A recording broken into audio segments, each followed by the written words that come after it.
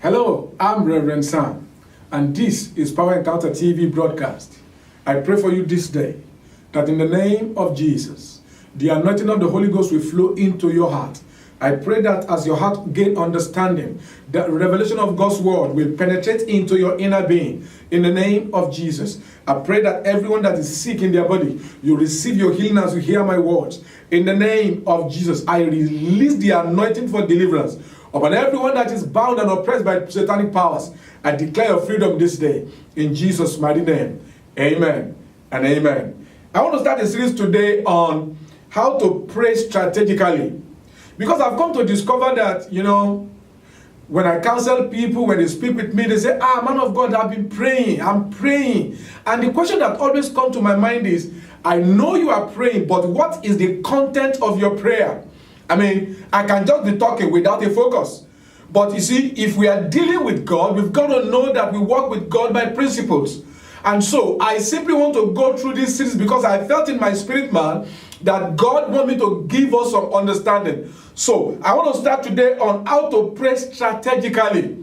There's a way you pray and you are sure that heavens have heard your prayer. And there's a way you pray and nothing will happen.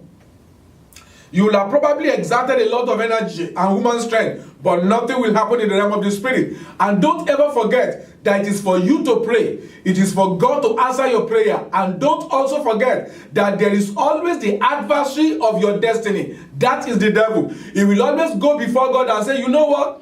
Shola did not obey the principle of your word. Why will you answer his prayer?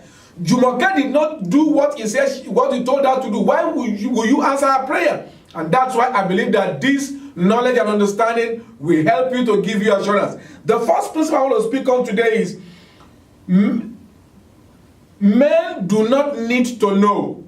There are many people that in the name of prayer, we do things for a show. Yeah, it's an activity. We do it for a show. You know the Pharisees. Jesus said, when they are fasting, they will frown their face, they will not take their shower, they will look so haggard just because they want men to know that they are fasting. There are things you do because, you just want men to know. And Jesus is saying something here that if your motive, one of your motives for prayer is to let people know, forget it. You're not going to get a result. Now, Matthew chapter 6, I'm going to read from verse 5 to verse 6. The Bible says, and when you pray, so he was talking about the principle of prayer. Thou shalt not be as the hypocrites, for they love to pray standing in the synagogue. Now, why do they stand in the synagogue? Does that mean that when you are praying, you should not stand in the church? Let us go ahead and see what Jesus said. They love standing in the synagogues and in the corners of the street. Can you imagine? They like to stand in the middle of the church, just to pray. And they like to stand at one corner on the street just to be seen as praying. Why do they do that? That they may be seen by men. There are things you do because you want to prove to some people you are spiritual. There are some posture you put up because you want to just want to add a lot of energy and physical strength to what you're doing. And Jesus said, if you be like the Pharisees, what they do is they stand at the center of the church to pray loud. They speak in tongues loud. Not because they are in the spirit, but because they want men to see. And they also find a way of doing it.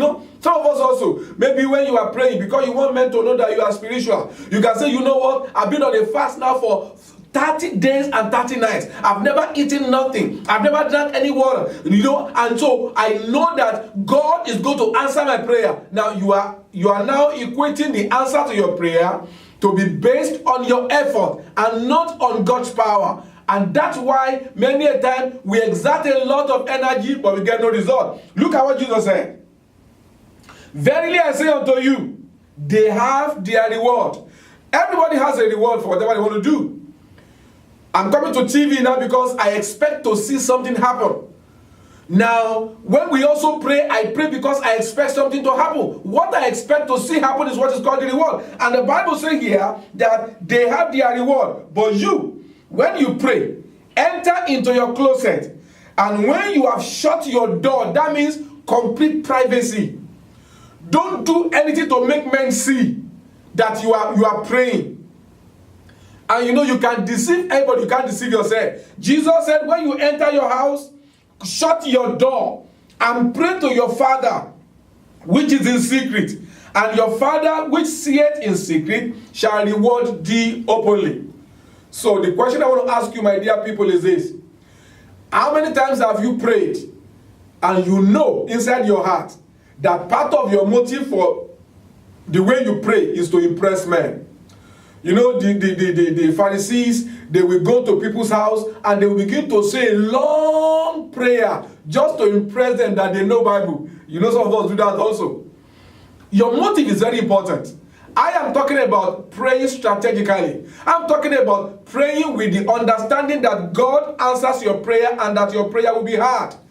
And one of the reasons why many of us are not having answers to our prayers is because our motivation is wrong. We want men to praise us. We want men to see. And that's why Jesus said, since that is what you want, you have what you want. But if you can shut your door and pray to your Father who hears in secret, and your Father that sits in secret shall give you manifestation of the prayer in the open. Now, I hope you remember Anna. Anna used to go to Shiloh every year. But this particular year, Anna just felt, no, something is wrong. I'm supposed to have gotten this answer. And then the Bible says that she went to one corner and began to pray to God. Only her lips were moving. Nobody heard what she was saying. For you to know that nobody heard what she was saying, Eli, who happens to be the pastor, said, hey, woman, you are full of wine. Can you please quit drinking and be sober for once? And Anna opened up and said, sir, I am not one of those people that drink wine. I am pouring out my heart to God. And you know what happened? Within the next 1 year, she had an answer to her prayer. Maybe, my dear people, you've got to sit down and really look at the motive for your praying. Look at, that subconscious reason why you are praying.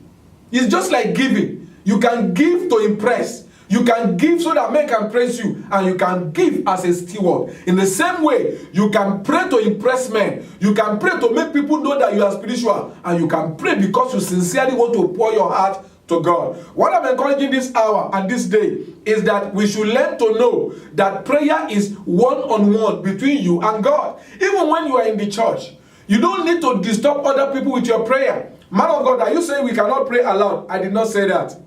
Because you see, we are configured differently. Some people cannot concentrate until they hear their voice.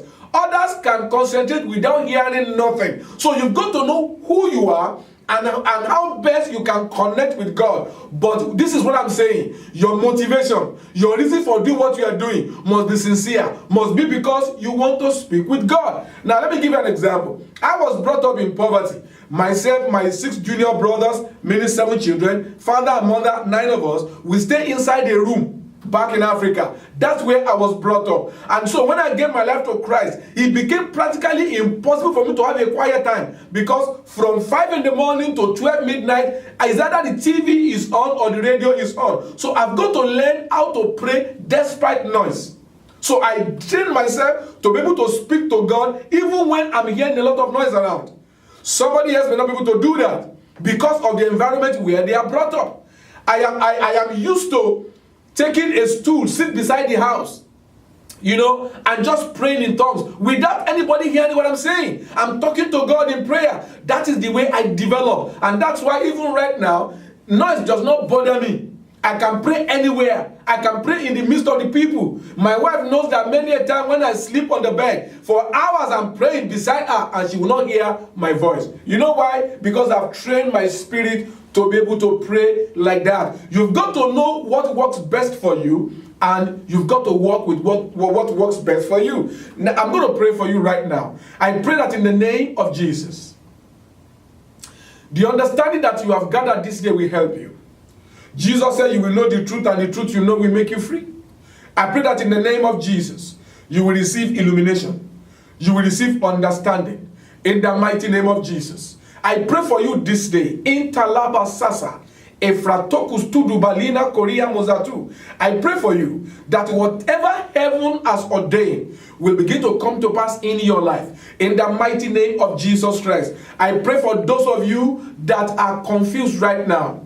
You are confused. You don't even know how to seek for God. I pray for you that the Lord will come to you, that you begin to experience what I call the communion of the Holy Ghost. In the name of Jesus, I pray that the Lord will begin to bring you aside and comfort you. Those of you that are hurting, those of you that are discouraged, in the mighty name of Jesus Christ. I pray for everyone that is watching me right now and you don't know what to do.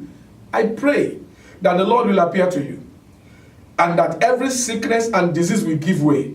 To everyone that is sick in their body, I rebuke the spirit of infirmity in the mighty name of Jesus. I command every pain to go in the mighty name of Jesus. I pray for you right now that heavens will come into your life and there shall be a testimony in the mighty name of Jesus Christ. Lord, I thank you and I give you glory and praise. Blessed be your name, O God. In Jesus' mighty name we pray. Amen, amen, and amen. I'd like you to know this is just the beginning of a series on how to pray strategically. By the next episode, I'm going to go to another secret about effectual prayer.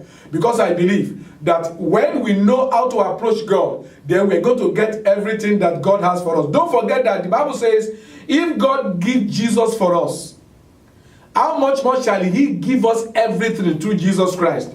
So God intends to give us everything, but you've got to know how to connect with God. Now, you see email on the screen and phone number on the screen. I'd like you to communicate with us. Let me know what God is doing in your life. If you have any question, send it to us. And there is a prayer network that we are beginning. It's called the Finance Fire Prayer Network. It's a prayer network where people of like mind, men that love to pray, men and women, whether you are ministers of the gospel, whether you are church workers, whether you just love to pray, or you sense the call of God upon your life, but you don't know how to go about it. I'd like you to know that forum is meant for us to pray together. And as we pray together, power is made available and divine direction is made available also unto you in the mighty name of Jesus Christ. Until I come your way again next time, I don't want to ever forget that no matter what you have gone through in life, now that you're a child of God and now that you have opened up your heart to receive the truth of God's word, I know that you will have this testimony that Jesus is real in your life. God bless you. I'll see you next time. Bye-bye. Lord, you are great. Thunder announce your presence. The storm announce your power. I can't imagine your greatness.